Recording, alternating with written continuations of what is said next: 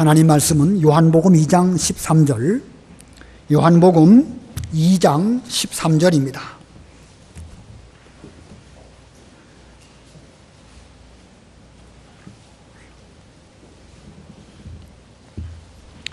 요한복음 2장 13절, 유대인의 유월절이 가까워 오자 예수께서 예루살렘으로 올라가셨다.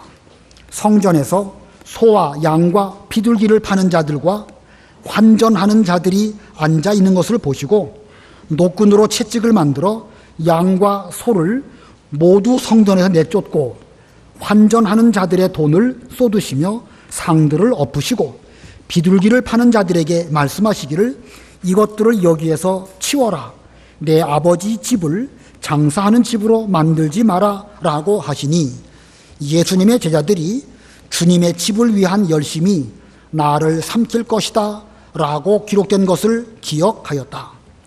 그때의 유대인들이 예수께 대답하여 말하기를 당신이 이 일들을 행하는데 우리에게 무슨 표적을 보여주겠는가 하므로 예수께서 그들에게 대답하여 말씀하셨다. 이 성전을 허물어라. 그러면 내가 이것을 3일 만에 세울 것이다.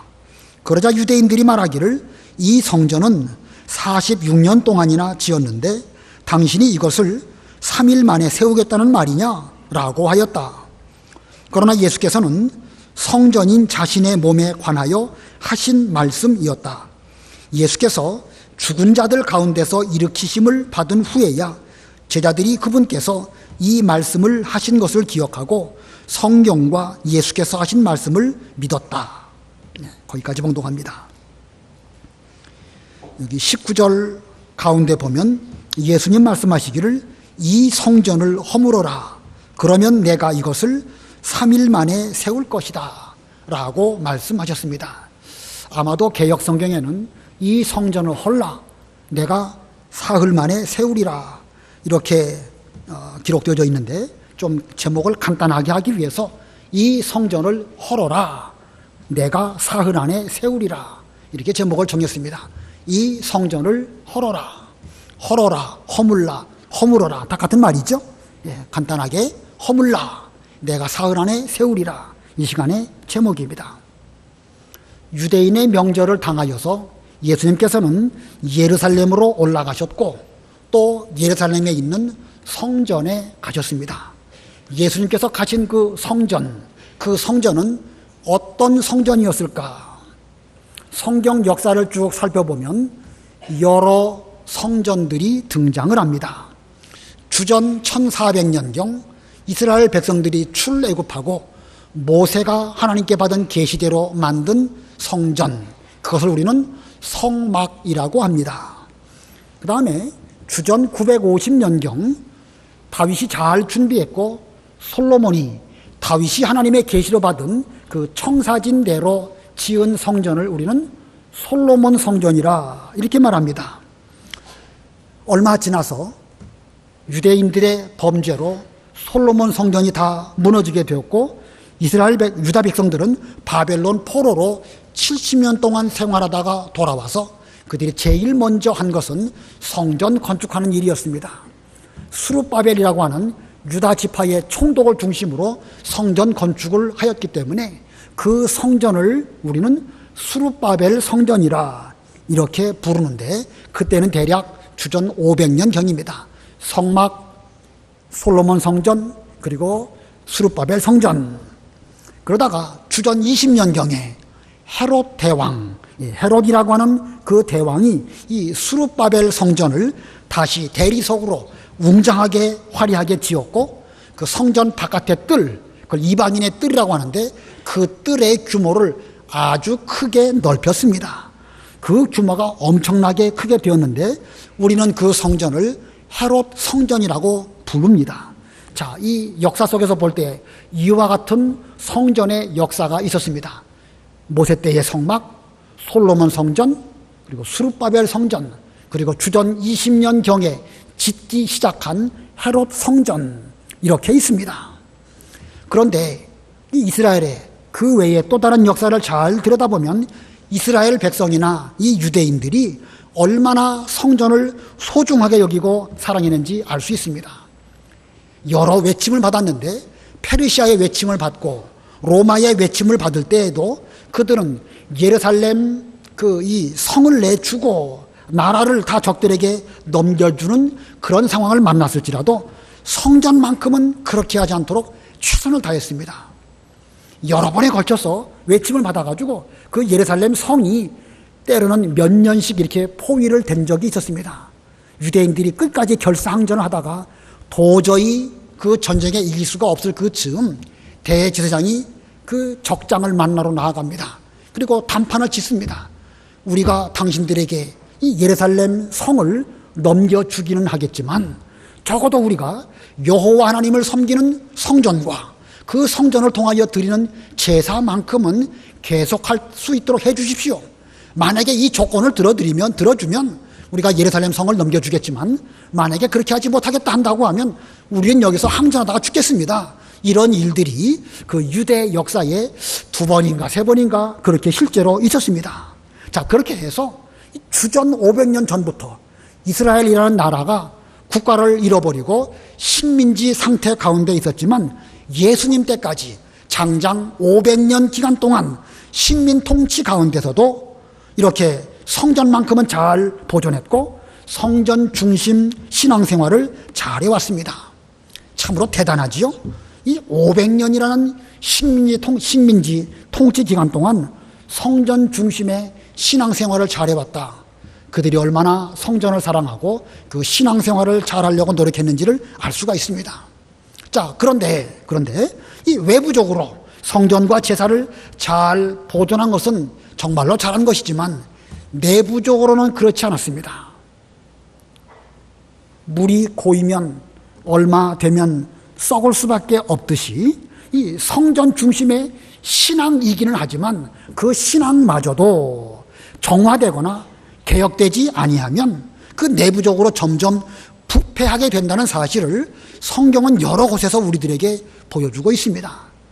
이사야 1장과 2장을 잘 보면 솔로몬 성전에서 신앙생활을 잘했던 그 이사 선지자 당시의 백성들은 그들 나름대로는 안식일마다 성전에 왔고 하나님을 잘 섬기는 그런 제사를 드렸습니다.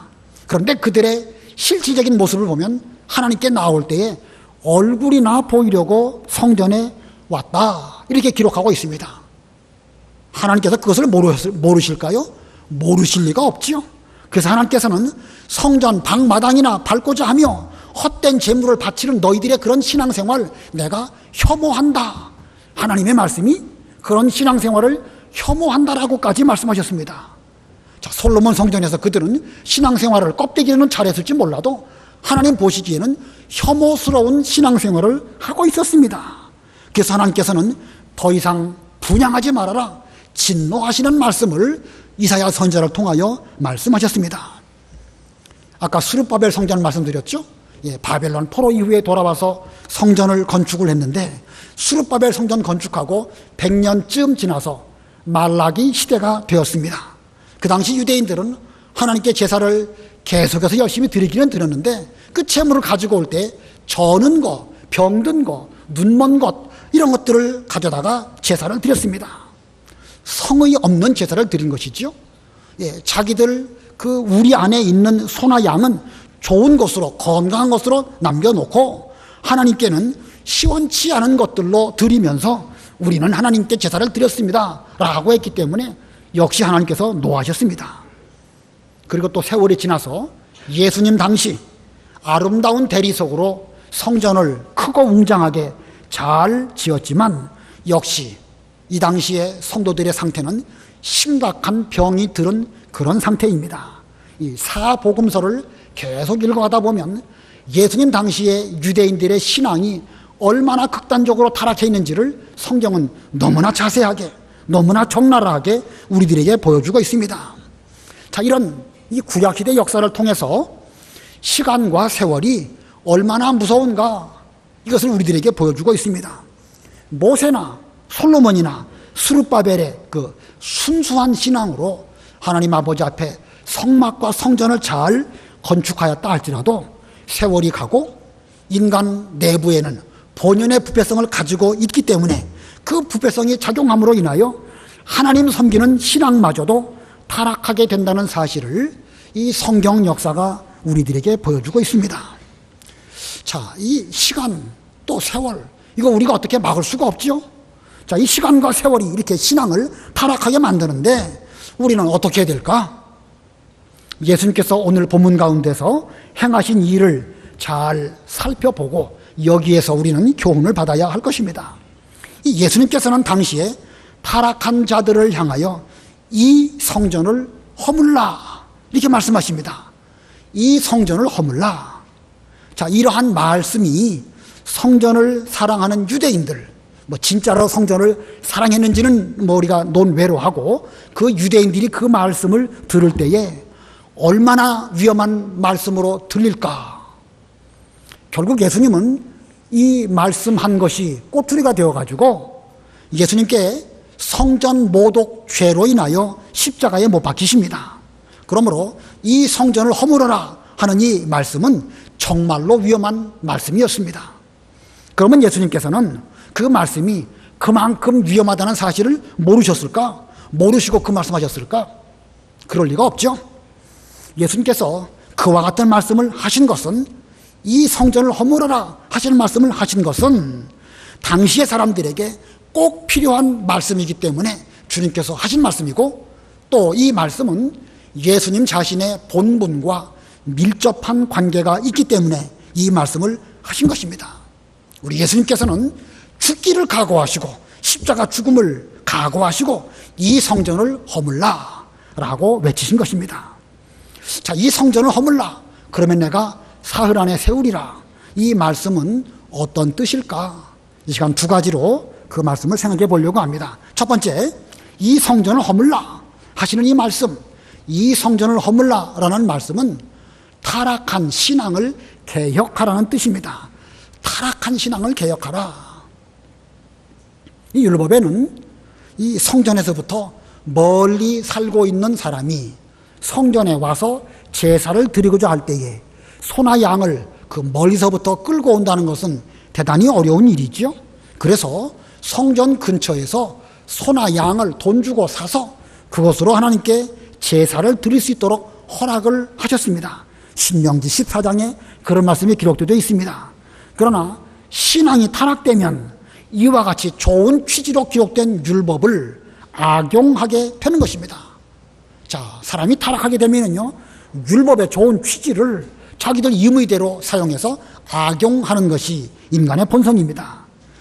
예수님 당시에 유대인 기득권자들인 대제사장들과 서기관들은 자기들이 지정한 곳에서 기른 소나 양만을 반드시 제물로 사용하도록 그렇게 했습니다. 그래서 그들은, 일반 백성들은 비싼 돈을 내고 지정된 곳에서 소나 양을 살 수밖에 없었습니다. 흠 없는 제물로 하나님께 드린다, 이건 당연한 것이죠. 흠이 있는 것으로 드리면 하나님 기뻐하지 않으십니다. 흠 없는 것으로, 거룩하고 정결한 것으로 드리는 것은 지극히 마땅한 것입니다. 그런데 그와 같은 규정을 규정을 가지고 제사가 어느덧 형식주의로 변질되었고, 그 경건을 이익의 수단으로 삼는 돈벌이 상업주의로 변질되고 말았습니다. 흠없는 것을 드린다, 그것은 마땅하고 좋은 일인데 그것을 이용해 가지고 그 형식주의로 변질되게 된 것이고, 경건을 이익의 수단으로 삼는 상업주의가 발달하고 말았습니다. 또 하나님께 연보를 드릴 때에 시중에서 통용되는 돈을 바치지 말고 하나님께 드리는 거룩한 돈으로 드려야 한다라고 하면서 돈을 환전하면서 환전하는 가운데서 코미션을 받았습니다. 그 당시에는 일반적으로 데나리온이라고 하는 화폐가 통용되었는데 하나님께 드려지는 전통적인 돈의 단위는 세겔이었습니다. 그래서 데나리온을 가져오면 세겔로 바꿔가지고 하나님께 드려야 되는데, 이 바꾸는 데에서 환전 코미션을 그들이 받았던 것입니다. 그 돈 바꾸는 사람들 역시 대제사장들은 그 사람들과 결탁해서 권리 이권을 챙기고 돈 바꾸는 일들을 허락해 주었던 것입니다. 자, 그래서 성전에서 공공연히 소나 양을 팔았고 또 돈도 바꾸었습니다. 그러나 예수님께서는 이와 같은 일들을 용납지 않으셨습니다. 형식주의와 경건을 이익의 선두로 생각하는 상업주의를 그대로 두고 보시지 않으셨습니다. 본문 14절로 16절 읽어보세요. 14절 성전에서 소와 양과 비둘기를 파는 자들과 환전하는 자들이 앉아 있는 것을 보시고 노끈으로 채찍을 만들어 양과 소를 모두 성전에서 내쫓고 환전하는 자들의 돈을 쏟으시며 상들을 엎으시고 비둘기를 파는 자들에게 말씀하시기를. 예, 거기까지요. 자, 예수님께서 이 소나 양 파는 사람들 다 쫓아내셨습니다. 노끈으로 채찍을 만드셔가지고 그것들을 다 몰아내시고, 그리고 비둘기 파는 자들도 나가라고 말씀하시고 이렇게 하셨습니다. 이와 같은 예수님의 그 행동은 성전을 정결케 하신 것이고 그들의 내면적으로 타락된 신앙을 개혁하시기 위한 그런 행동이었습니다. 자, 이 개혁이라는 게 무엇일까? 예수님이 이렇게 타락된 신앙을 개혁하셨는데 개혁이라는 게 무엇일까? 우리 예수님께서 기존의 율법 자체를 새롭게 뜯어 고치시는 그런 일을 하신 것은 아닙니다. 우리 예수님께서는 성전 제도나 제사 제도를 부정하지 않으셨습니다. 아까 앞부분에 그 13절에도 보면 유대인의 유월절이 가까워 오자 예수님께서 예루살렘으로 올라가셨다. 예수님은 유월절을 잘 지키셨고 그 유월절을 잘 지키시기 위해서 예루살렘으로 올라가시고 또 성전에도 가셨습니다. 그리고 그 성전을 두시고 말씀하시기를 이 집은 내 아버지의 집이다, 이렇게 말씀하십니다. 본문 16절 우리 다 같이 합동하겠습니다. 16절 시작. 비둘기를 파는 자들에게 말씀하시기를 이것들을 여기에서 치워라, 내 아버지 집을 장사하는 집으로 만들지 마라 라고 하시니. 자, 내 아버지 집을 장사하는 집으로 만들지 마라. 이 당시의 성전, 헤롯이 자기의 정치적 입지를 튼튼하게 하려는 목적으로 대대적으로 증개축한 그런 헤롯 성전입니다. 그럼에도 불구하고 예수님께서는 그 성전을 지칭해서 내 아버지 집이라 이렇게 부르셨습니다. 자, 그러고 보면 예수님께서 오랫동안 역사적으로 세워진 그 역사 속에서 세워진 헤롯 성전 인정하신 것입니다. 비록 지금은 헤롯 성전일지라도 솔로몬 때부터 수룹바벨 시대를 거쳐서 같은 터 위에 세워진 현재의 성전을 존귀하게 여기시면서 내 아버지 집을 장사하는 집으로 만들지 마라, 이렇게 말씀하신 것입니다. 자, 그러므로 예수님의 이와 같은 개혁은 율법과 성전을 존귀히 여기시면서 그 바탕 위에서 개혁하신 것입니다. 이와 같은 개혁이야말로 진정한 개혁입니다. 율법의 본질, 성경 말씀의 근원, 이것을 그대로 잘 지키는 가운데에서 변질된 껍데기, 변질된 외적인 형태, 이것을 바꾸는 것이 이게 참된 개혁이고 예수님께서 추구하고자 하셨던 그런 개혁입니다. 오늘날 우리도 예수님 당시와 똑같은 상황에 처해 있지 아니한가 생각이 듭니다. 뭐 누가 누구로 지칭해서 말하는 것이 아니라 제 자신이 저를 바라볼 때에도 마찬가지입니다. 일주일에 한 번 교회에 나와서 이게 예배를 드리는데 하나님 얼굴만 비치고 성전 마당 뜰만 밟고 가는 우리들입니다. 하나님 다녀갑니다 라고 문안 인사 드리면서 오늘 거룩한 안식일 잘 지켰다, 우리들은 이렇게 일반적으로 생각하고 있습니다. 하나님께 연보를 드리는 것도 버스 탈 때에 그 버스 요금 내듯이 그냥 그렇게 내지고 있지는 아닌지, 찬송을 불러도 심령 깊은 곳에서 진심으로 감사해서 드리지 아니하고 말씀을 들어도 아무 감동이 없지는 아니한지, 솔직히 저 자신은 지금 그런 가운데 있고 여러분은 어떠한지 스스로 질문하시고 답하시기 바랍니다. 더 나아가서 자기 이익에 유익한 대로 행동하고 있습니다. 어느덧 우리의 신앙은 형식적으로 변질되었고 진리에 대한 분별력은 내버리고 교회를 자기의 이익의 수단으로 생각하는 이런 가운데 있습니다. 현재의 우리의 상태가 거의 이 지경까지 이르고 말았습니다. 자, 그런데 안타깝게도 지금 우리의 힘으로 어떻게 해볼 수가 없는 이런 상황이 되었습니다. 왜냐하면 저도 우리 모두들도 다 육체의 부패성을 가지고 있는 하나의 인간이기 때문에 우리의 힘만으로는 개혁을 해야 되는데, 이래서는 안 되는데, 스스로는 생각하면서도 마치 꿈속에서 일어나야 되는데 하면서도 못 일어나고 있는 것과 같은 이런 상태가 아닐까. 그러므로 오늘날도 우리 예수님께서 노끈으로 채찍을 만드시고 소나 양을 쫓아내시면서 이것들을 여기서 치워라, 내 아버지 집을 장사하는 집으로 만들지 말라, 이렇게 우리를 책망하시는 말씀이 있으셔야 우리가 비로소 이 시대에 올바른 개혁을 할 수 있지 않을까. 왜냐하면 저도 제 힘으로는 힘들고 저도 제 힘으로는 한계 상황 가운데 오지 않았는가 생각해 볼 때에 주님 아니고서는 이렇게 할 수가 없습니다 라는 이런 한탄과 같은, 또는 간절한 부르짖음과 같은 이런 말씀을 드릴 수밖에 없게 된 형편, 이것이 지금의 우리들의 형편입니다. 자, 그 다음에 17절 우리 다 같이 합독하겠습니다. 17절 시작. 예수님의 제자들은 주님의 집을 위한 열심이 나를 삼킬 것이다 라고 기록된 것을 기억하였다. 예수님께서 이렇게 노끈으로 채찍을 만드셔가지고 소나 양을 쫓아내시고 돈 바꾸는 사람들 내모르시고 하신 것을 보면서 나중에 그들은 예수님께서 성전을 사모하는 열심으로 이와 같은 일을 하셨구나 라고 그들은 이때의 일들을 회상하며 기억하였다, 이렇게 말씀하고 있습니다.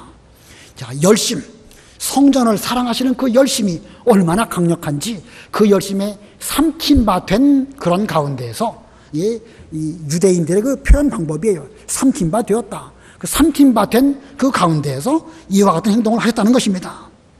자, 예수님의 이와 같은 열심, 여기 이 주님의 집을 위한 열심이 나를 삼켰다, 이 말씀은 다윗이 시편 69편에 기록해 놓은 그런 말씀입니다. 시편 69편 9절 읽어보세요. 시편 69편 9절. 주님의 전을 위한 열심이 나를 삼키고 주님을 비방하는 사람들의 모욕이 내게 미쳤습니다. 예, 이건 다윗의 시인데, 다윗은 지금 주님의 전, 하나님의 성전을 잘 짓도록 하기 위하여 열심을 내가지고 물질도 또 하나님의 계시도 받으려고 준비를 많이 한 이런 가운데 살았습니다. 근데 사람들은요, 이와 같은 다윗을 비방합니다. 사람들의 모욕이 내게 미쳤습니다. 자, 이러한 때에 또 그는 어떻게 했는가? 그 다음 10절부터 12절 또 읽어보세요. 시편 69편 10절로 12절. 시편 69편 10절. 내가 참으로 금식 중에 울었더니 그것도 내게 비방거리가 되었습니다. 내가 베옷을 입었더니 내가 그들에게 말거리가 되었습니다. 성문에 앉은 사람들이 나를 비웃으니 나는 술주정꾼의 노랫거리가 되었습니다. 예, 이 다윗은 지금 하나님의 전을 사랑하는 그런 열심을 가지고 뭔가 해보려고 하는데 사람들이 비웃습니다. 그래서 그는 간절한 마음으로, 이 안타까운 마음으로 성전을 위하여 금식하며 베옷을 입고 기도를 하는데 사람들이 또 그것을 보고 비방합니다. 자기가 뭐라고? 지가 왕이면 왕이지, 뭐 자기 교회인가? 자기 그 성전인가? 이렇게 하면서 그 다윗의 열심을 비방했습니다. 성문에 앉아있는 벼슬아치들도 비방했고 길 가는 술주정꾼들도 다윗의 이와 같은 열심을 비난했다라고 다윗은 시편 69편에 기록하고 있습니다. 자, 이런 비난을 들을 때에 다윗은 어떻게 했을까? 이런 비난 가운데 다윗은 어떻게 했을까? 시편 69편 후반부를 쭉 읽어보시면 그래도 다윗은 기도했습니다. 그리고 하나님께 응답해 주시기를 간절히 기다렸는데 마침내 하나님께서 그에게 응답해 주셨기 때문에 그는 하나님의 구원을 찬송하면서 영광을 돌렸습니다. 자, 이렇게 다윗이 성전 건축 준비를 하는 가운데도 어려운 일이 많이 있었지만 그때에 그 주님의 전을 사모하는 열심이 다윗을 삼켰기 때문에 그 열심을 가지고 잘 준비하고 여러 가지 어려운 이들을 잘 극복하고 마침내 성전 건축 준비를 잘하고 그의 아들 솔로몬 때에 이르러서 성전은 아름답게 세워지게 되었습니다. 자, 예수님께서 그와 같은 열심으로 지금 이 성전에 소나 양을 몰아내고 계시는 것입니다. 이런 모습을 예수님의 제자들이 보기는 보았는데 예수님의 행동이 어떤 의미가 있는지 그 당시에는 잘 몰랐다가 나중에 가서야 예수님께서 그 전을 사랑하는 열심이 삼킨 바 되어서 그와 같은 일을 하셨구나라고 그들은 깨닫고 자신들도 하나님의 교회를 세울 때에 예수님의 열심으로 하나님의 교회를 잘 세우는 이런 삶을 살았던 예수님의 제자들입니다. 자, 다윗 왕도 예수님의 제자들도 예수님께서 성전을 사랑하시는 그 열심을 본받아가지고 그 당대에 성전 건축 준비를 잘했고 또 예수님의 교회를 세우는 이 일을 잘 감당했습니다. 그러므로 오늘날 우리도 예수님의 이와 같은 열심을 가지고 우리도 우리가 허물어야 할 것들을 허물고 여러 가지 비방들이 있다 할지라도 해야 할 일들을 잘하는 이런 우리가 되어야 할 것입니다. 이것이야말로 진심으로 주님을 본받는 것이고 이것이야말로 진심으로 주님을 사랑하는 열심으로 우리가 하나님의 일을 감당하는 것입니다. 오늘날 우리는 하나님의 성전 곧 예수님의 교회를 세워야 합니다.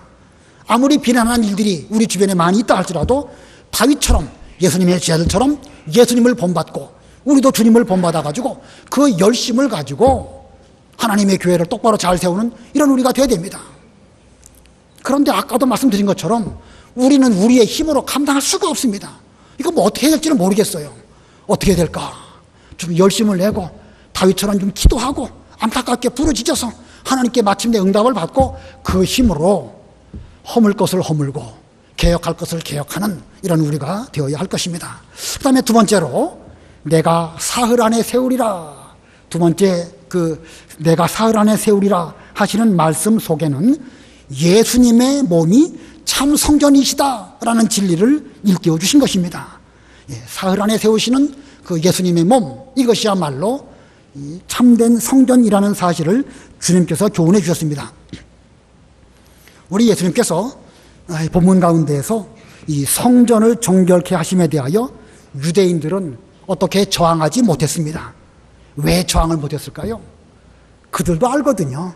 그들도 이건 아닌데, 돈벌이의 수단으로 우리가 한다는 것은 이것은 아닌데, 양심적으로 알았지만 그러나 그들은 거기에 어느 정도 이권의 관계가 되어 있기 때문에 그것을 끊어버리지 못하는 가운데 있었고 주께서 이렇게 행동을 하실 때에 더 이상 저항하지 못했습니다. 다만 그들은 예수님에게 대하여 당신이 이와 같은 행동을 하시는데 우리에게 무슨 표적을 보여주시겠습니까? 이렇게 말합니다. 여전히 그들이 표적이나 구하는 것을 보면 그 신앙이 지금 비정상적이다라는 것을 알 수가 있죠. 그때 예수님께서는 참 표적이 무엇인지, 진짜 성전을 어떻게 세우는 것인지 그것을 말씀하십니다. 본문 18절 19절 읽어보세요. 18절 그때 유대인들이 예수께 대답하여 말하기를 당신이 이 일들을 행하는데 우리에게 무슨 표적을 보여주겠는가 하므로 예수께서 그들에게 대답하여 말씀하셨다. 이 성전을 허물어라. 그러면 내가 이것을 3일 만에 세울 것이다. 이 성전을 허물어라. 그러면 내가 이것을 3일 만에 세울 것이다. 최고의 표적, 예수님의 십자가와 부활의 최고의 표적을 이 시점에서 말씀하셨습니다. 자, 구약시대에 소나 양을 잡아서 하나님께 제사함으로 죄를 씻었지만 그것은 장차 오실 그리스도의 십자가 보혈을 상징하는 그림자, 예표일 뿐입니다. 진짜 죄를 씻는 방법은 예수님의 십자가뿐이고 진짜로 우리가 의롭게 되는 길은 예수님의 부활의 생명을 받는 것뿐입니다. 그래서 예수님께서는 이 성전을 허물어라. 그러면 내가 이것을 3일 만에 세울 것이다. 내가 성전을 3일 만에 세울 것이다 라고 말씀하셨습니다. 이 말씀의 영적 의미는 앞으로 우리 예수님께서 십자가에서 죽으시고 또 3일 만에 부활하셔서 그 부활하신 예수님의 몸, 그 몸이 참 성전이 될 것을 선포하신 것입니다. 그러나 눈에 보이는 성전만 생각했던 그 당시의 유대인들에게는 참 성전이신 예수님은 보이지 않았습니다. 그리고 말하기를 이 성전이 지금까지 주전 20년 전부터 헤롯 대왕으로 말미암아 오늘날까지 46년 동안이나 세워져 왔는데 당신이 이것을 3일 만에 세우겠다고 한다는 말이냐? 라고 하면서 반박을 했습니다. 본문 20절로 22절 읽어보세요. 20절 그러자 유대인들이 말하기를 이 성전은 46년 동안 지어졌는데 당신이 이것을 3일 만에 세우겠다는 말이냐라고 하였다. 그러나 예수께서는 성전인 자신의 몸에 관하여 하신 말씀이었다. 예수께서 죽은 자들 가운데서 일으키심을 받은 후에야 제자들이 그분께서 이 말씀을 하신 것을 기억하고 성경과 예수께서 하신 말씀을 믿었다. 3일 만에 성전을 세운다는 말씀을 눈에 보이는 성전만 생각하는 사람들에게는 도무지 이해될 수 없는 신령한 말씀의 비밀입니다. 그들은 이해를 못했습니다. 그러나 그 말씀의 본뜻은 예수님께서는 성전인 자신의 몸에 관하여 하신 말씀이었다.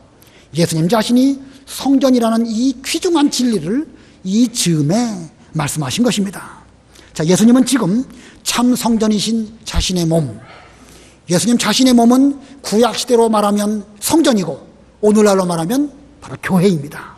자신의 몸인 교회가 앞으로 구약시대에 이스라엘 백성들이 성전에 가서 기도하고 은혜 받은 것처럼 이 신약시대에는 예수님의 교회를 통하여 하나님을 만나고 은혜를 받고 예배를 드리는 이런 귀중한 진리를 말씀하셨는데, 사람의 힘으로 오랫동안 지어놓은 그 아름다운 미석으로 지은 헤롯 성전 때문에 그들의 영적인 눈은 어두워졌기 때문에 이 말씀을 깨닫지 못했습니다.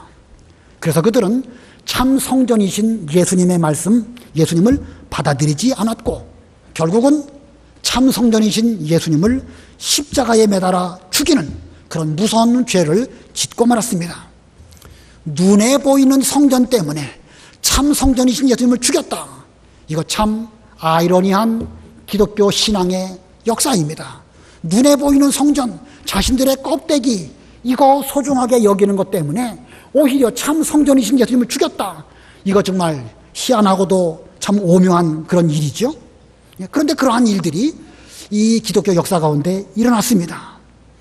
그런데 이와 같이 기이한 일들이 오늘날은 일어나고 있지 아니할까? 오늘날 우리 가운데는 그런 일 안 일어날까요?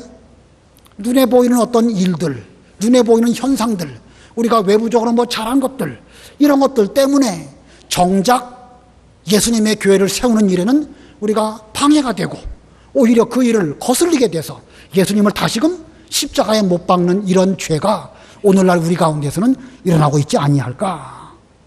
심각하게 생각해 볼 일입니다. 역사적으로 그런 일이 일어났다라고 하는 것은 오늘날도 그런 일은 얼마든지 우리 가운데서도 일어날 수 있다는 사실을 보여주는 것입니다. 자, 이러한 일들은 부패성을 가진 인간이라고 하면 누구나 다 그럴 수 있습니다. 목사를 할지라도 자기가 뭐 목회 잘한 거 그것만 자랑하고 진정 참 성전이신 예수님 드러내지 못한다고 하면 예수님의 성전을 허무는 죄를 저지르는 것이고 참 성전이신 예수님을 배격하는 죄를 짓고 마는 것입니다. 뭐 목사만 그러겠습니까? 우리 모두는 다 죄악의 부패성을 갖고 있는 사람으로서 누구나 다 그럴 수 있습니다. 자, 우리가 지금 무엇을 바라보고 자랑하고 있는가? 내가 지금 뭘 보고 있는가? 이게 중요한 것입니다. 눈에 보이는 성전인가? 아니면 참 성전이신 예수님의 몸인 이 영적 교회를 바라보고 있는가? 46년 동안 아름다운 대리석으로 지은 껍데기 그것만 바라보면서 참 성전이고 참 교회인 이 영적 교회는 바라보지 못하고 있지 아니한가? 이게 두려운 말씀이고 무서운 말씀이고, 이 말씀은 제가 여러분에게 드린 말씀이기도 하지만 사실은 저 자신을 두고도 하는 말이기도 한 것입니다. 날이 밝아오면 태양이 떠오르게 되고, 태양이 떠오르게 되면 그 밤새도록 켜두었던 등불은 이제 꺼야 합니다. 태양빛 아래서 등불을 가지고 뭐 불을 밝혀보겠다는 것은 그건 어리석은 것입니다. 아무리 과거에 화려하게 예루살렘에 성전을 잘 짓고 수없이 많은 소와 양으로 제사를 드렸다 할지라도 참 성전이신 예수님이 오셨다고 하면 이제 그것들은 아무것도 아닙니다. 뭐 그 많은 소와 양을 많이 드렸다 할지라도 그것들이 예수님의 가치만 하겠습니까? 어림도 없는 일이죠. 이제부터는 참 성전이신 예수님을 중심으로 신앙생활을 해야 하는 것입니다. 참 성전이신 예수님의 몸, 바로 이 교회, 영적 교회입니다. 오늘날 우리의 행위들이 예수님의 몸인 교회를 세우고 있는가? 우리 성전의 모퉁이 돌은 예수님입니다. 아까 우리 성전을 허물어라 하셨는데 우리 힘으로는 할 힘이 없다고 그랬죠. 예수님께서 오늘날도 노끈으로 채찍을 만드셔가지고 와서 우리를 채찍질해 주시지 아니하시면 우리 힘으로 우리는 어떤 죄 하나라도 끊어버릴 수 없습니다. 성전을 세우는 일 자체 역시 마찬가지입니다. 주님을 의지하지 않고서는 우리 힘으로 불가능합니다. 성전의 모퉁이 돌이신 예수님께 나와서 주님을 의지할 때에 주님께서 우리에게 힘을 주시고 우리는 주님으로 더불어 함께 지어져 가는 성전이 되는 것입니다. 자, 그러므로 우리는 이 참된 성전, 참된 예수님의 교회를 세우기 위해서는 첫 번째로는 자신의 오래된 부패성을 정결케 하고 온전히 개혁을 하고 그 다음에는 모퉁이 돌이신 예수님께 나와서 함께 지어져 가야 하는 것입니다. 모퉁이 돌이신 예수님을 의지하지 않고서는 그 어느 것도 할 수 없고 우리의 힘만으로는 불가능합니다.